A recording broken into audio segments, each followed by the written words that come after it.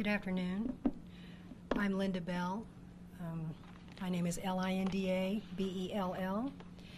And as Mr. Davidson mentioned, we are making the announcement that we have an outbreak of hepatitis A in South Carolina now. And by outbreak, we mean that this is an unexpected number of cases for the same time frame in the state as compared to previous years. For comparison, we currently have 86 cases of hepatitis A reported in South Carolina since November of 2018.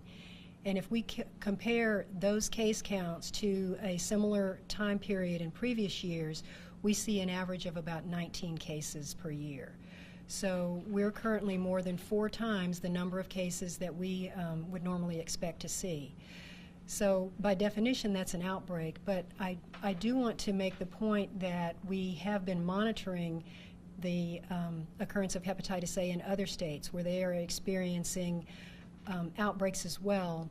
And right now, South Carolina, what we're seeing is not by any means on the scale of what we're seeing in other states.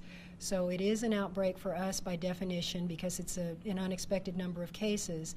But in many other states, there are approximately 20 states now that have resolved or are still experiencing hepatitis A outbreaks. And many of those states are seeing hundreds to some states, thousands of cases of hepatitis A. So as we have monitored the steady increase of cases in South Carolina since the fall of 2018, we are mindful of the high-risk groups that are affected, and we've been making efforts to reach those at highest risk of being exposed to hepatitis A. And our hopes in doing that is to prevent a large-scale outbreak in South Carolina as we've seen in other states that have proven difficult to control. And one of the reasons is because of the high-risk groups that are most affected, and those include individuals who have experienced homelessness, individuals who have recently been incarcerated, individuals who are substance abusers, men who have sex with men and certain sexual practices.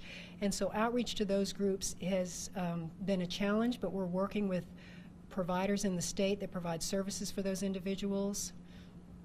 We have expanded our DHEC services to reach those individuals.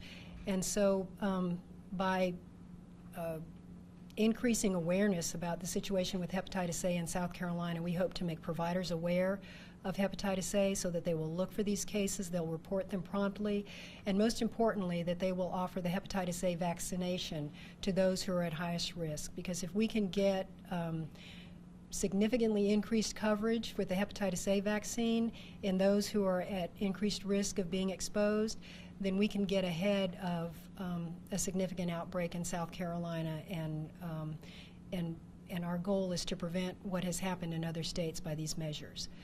So thank you for your attention. I'm happy to answer any questions along with Mr. Davidson if you have those, but I certainly appreciate your interest this afternoon in helping us get information out about the prevention of hepatitis A.